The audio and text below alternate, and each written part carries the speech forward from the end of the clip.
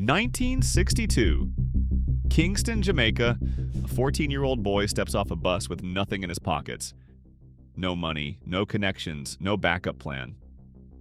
He'd left his family behind in the countryside, chasing a dream that everyone told him was impossible. Door after door slammed in his face. But this kid refused to quit. And what happened next didn't just change his life. It changed the entire music industry. Because 10 years later, that same kid would star in a film that introduced reggae to millions around the world. He'd win a Grammy, get inducted into the Rock and Roll Hall of Fame, and open doors for every reggae artist that followed. Bob Marley, Peter Tosh, Burning Spear. None of them reached global audiences without what this man did first. Yet somehow, his name gets forgotten when people talk about reggae legends. His name is Jimmy Cliff, and this is the story of how a broke teenager from rural Jamaica became the first global reggae superstar against impossible odds, against an industry that didn't want him, against a world that had never heard music like his. This is the truth behind his iconic rise. Let's rewind to 1948. James Chambers, that's Jimmy Cliff's real name, was born in the small parish of St. James, Jamaica, in a rural area called Somerton. We're not talking about Kingston's bustling music scene here. This was deep countryside where life revolved around farming and close-knit communities. Young James grew up surrounded by the sounds of Jamaican folk music, church hymns, and the early stirrings of ska. His father worked hard to support the family, but resources were limited.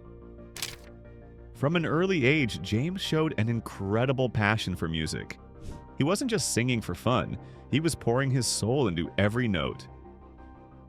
But here's where it gets interesting. At just 14 years old, James made a decision that would change everything. He packed his bags and moved to Kingston, Jamaica's capital, chasing a dream that seemed impossible. Think about that for a second. 14 years old, leaving everything familiar behind, heading to a city where he knew almost nobody, all because he believed in his talent. Kingston in the early 1960s was exploding with musical innovation.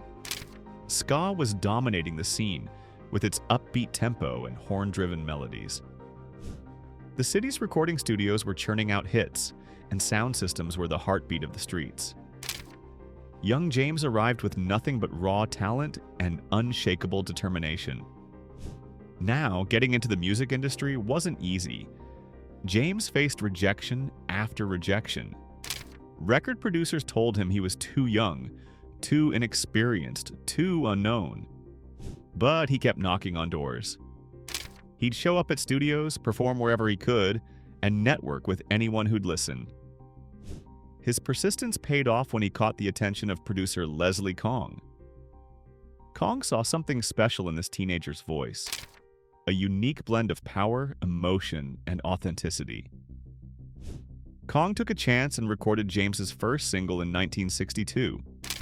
The song was called Hurricane Hattie, and James adopted the stage name Jimmy Cliff for the first time. The single got some local attention, but it wasn't a massive hit. Still, it was a start. Jimmy continued working with Kong, refining his sound and developing his songwriting skills. In 1963, he released Miss Jamaica, which performed better and helped establish his presence in the Jamaican music scene. But the real breakthrough came in 1964 with One-Eyed Jacks. This track showcased Jimmy's ability to blend ska rhythms with deeply personal lyrics. The song climbed the Jamaican charts, and suddenly people were taking notice of this young artist from the countryside. Here's where Jimmy Cliff's story takes a turn that separates him from many of his contemporaries. While most Jamaican artists were content focusing on the local market, Jimmy had his eyes on the world stage. He wasn't satisfied being big in Jamaica. He wanted to introduce reggae to everyone, everywhere. In 1964, Jimmy represented Jamaica at the World's Fair in New York. This was huge. He performed in front of international audiences, and the response was electric. People who had never heard ska or early reggae were captivated by the sound and by Jimmy's magnetic stage presence. This experience convinced him that reggae could transcend borders. But making that happen required strategic moves. In 1965, Jimmy relocated to the United Kingdom, which was experiencing a cultural revolution. British youth were hungry for new sounds, and the Caribbean immigrant community was growing, bringing their music with them. Jimmy signed with Island Records, a label founded by Chris Blackwell, who would later become legendary for promoting reggae internationally. This partnership was crucial. Blackwell believed in reggae's potential, and he saw Jimmy as the perfect ambassador for the genre. In the UK, Jimmy released several singles that gained moderate success. Songs like Call on Me and That's the Way Life Goes showcased his evolving sound, still rooted in Jamaican rhythms but with arrangements that appealed to broader audiences. He toured extensively, performing at clubs and venues across Britain, building a dedicated following. Let's talk about something that often gets overlooked. Jimmy Cliff is an exceptional songwriter. While his performances grabbed attention, his pen created a lasting impact. In 1968, Jimmy wrote a song called Waterfall. It became a hit for him and was later covered by numerous artists. But the song that truly demonstrated his songwriting prowess was Many Rivers to Cross, also released in 1969. Many Rivers to Cross is considered one of the greatest reggae songs ever written. The lyrics speak to struggle, perseverance, and the feeling of being worn down by life's challenges, yet refusing to give up. The song wasn't just personal, it resonated with anyone who'd faced hardship. The melody was hauntingly beautiful, and Jimmy's vocal delivery was absolutely soul-crushing in the best way possible. What made Jimmy's songwriting special was his ability to be specific and universal simultaneously. He drew from his experiences as a young man from rural Jamaica, trying to make it in the world. But those themes of struggle and hope connected with people from completely different backgrounds. He also wrote Vietnam, a powerful anti-war song that tackled political issues head-on. Released in 1970, the song criticized the Vietnam War and showed that reggae could be a vehicle for social commentary, not just entertainment. This political consciousness became a defining characteristic of reggae music. Now we arrive at the moment that changed everything, not just for Jimmy Cliff, but for reggae music worldwide. In 1972, The Harder They Come premiered in Jamaica. This wasn't just another movie. It was the first feature-length film produced in Jamaica, and it told a story that was raw, real, and revolutionary. Jimmy Cliff starred as Ivan Martin, a country boy who comes to Kingston with dreams of becoming a successful musician, but faces exploitation, corruption, and systemic obstacles at every turn. Sound familiar? The character's journey paralleled Jimmy's own experiences in many ways, which gave his performance an authenticity that was impossible to fake.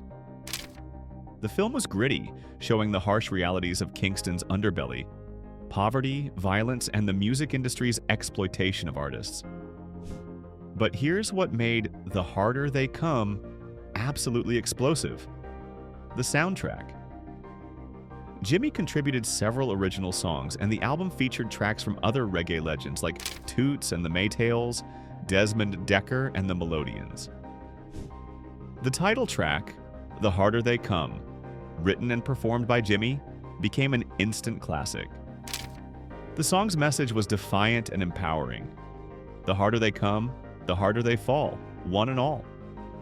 It spoke to anyone who'd been knocked down and refused to stay there. Another standout from the soundtrack was You Can Get It If You Really Want, which became an anthem of determination. The lyrics were simple but powerful, encouraging listeners to persist despite obstacles. The song's infectious rhythm made it impossible not to feel uplifted. When The Harder They Come hit international markets, particularly in the United States and the UK, it was like a cultural bomb going off. American audiences especially had heard about reggae but hadn't experienced it in such a concentrated, authentic way. The film played in art houses and independent theaters, developing a cult following. The soundtrack album sold millions of copies worldwide. It introduced people to reggae who'd never heard it before, and it did so through a collection of songs that represented the genre's best qualities: infectious rhythms, meaningful lyrics, and undeniable soul. Jimmy Cliff's performance in the film earned critical acclaim. He wasn't a trained actor, but his natural charisma and genuine understanding of the character's struggles made his portrayal compelling. The film's director, Perry Henzell, later said that Jimmy brought an intensity to the role that couldn't have been scripted. The Harder They Come became more than entertainment. It was a cultural statement. It showed the world that Jamaica had stories worth telling, and that reggae was a legitimate art form with depth and significance. The impact of The Harder They Come on reggae's global expansion cannot be overstated. Before this film, reggae was mostly confined to Jamaica, the UK's Caribbean communities, and small pockets of enthusiasts elsewhere. After the film, reggae became a recognized genre worldwide. Record labels started signing reggae artists. Radio stations began programming reggae music. Concerts featuring Jamaican artists sold out venues across Europe and America. The floodgates had opened, and Jimmy Cliff had thrown them wide. Bob Marley and the Wailers released Catch a Fire in 1973, and their international success was built partially on the groundwork Jimmy had laid. Peter Tosh, Burning Spear, Black Uhuru, and countless other reggae artists found international audiences because Jimmy Cliff had proven that reggae could sell globally. Jimmy continued touring extensively throughout the 1970s. His live performances were legendary, high energy, deeply emotional, and thoroughly entertaining. He performed at major festivals and venues, consistently proving that reggae belonged on the world's biggest stages. In 1975, he released the album Follow My Mind, which showed his artistic evolution. The record incorporated elements of funk and soul while maintaining reggae's foundation, demonstrating that the genre could adapt and grow without losing its identity.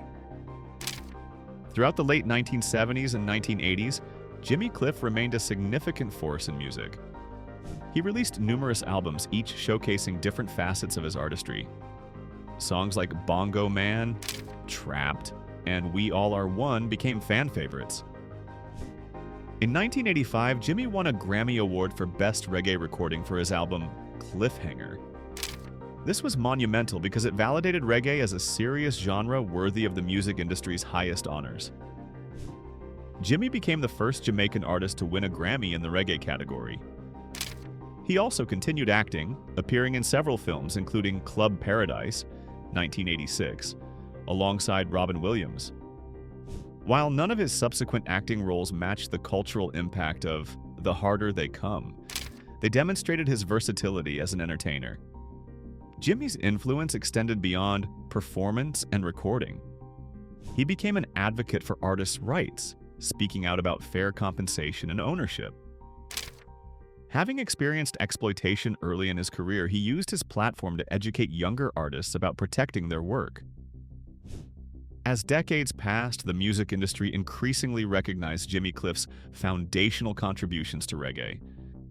In 2010, he was inducted into the Rock and Roll Hall of Fame, a huge honor that acknowledged his role in bringing reggae to global audiences. The Hall of Fame induction was significant because it placed Jimmy alongside artists from various genres who had shaped popular music. The ceremony featured performances of his greatest hits, and fellow musicians spoke about his influence on their work. In 2012, Jimmy received the Order of Merit from the Jamaican government, one of the nation's highest honors. This recognized not just his musical achievements, but his role as a cultural ambassador who had elevated Jamaica's profile worldwide. Various music publications and organizations have consistently ranked Jimmy's songs among the greatest in reggae history. Many Rivers to Cross appears on countless best-of lists, and The Harder They Come is considered an essential track in understanding reggae's evolution. Musicians from different genres have cited Jimmy as an influence. Artists in rock, hip-hop, pop, and electronic music have sampled his work, covered his songs, or acknowledged his impact on their artistic approach. What made Jimmy Cliff stand out in a genre filled with talented artists? Several factors contributed to his unique appeal. First, his voice had a distinctive quality, powerful yet controlled, capable of expressing raw emotion without losing clarity. If you enjoyed learning about Jimmy Cliff's incredible journey, hit that like button and subscribe for more deep dives into music history. Drop a comment telling us which Jimmy Cliff song is your favorite, or share how his music has influenced your life.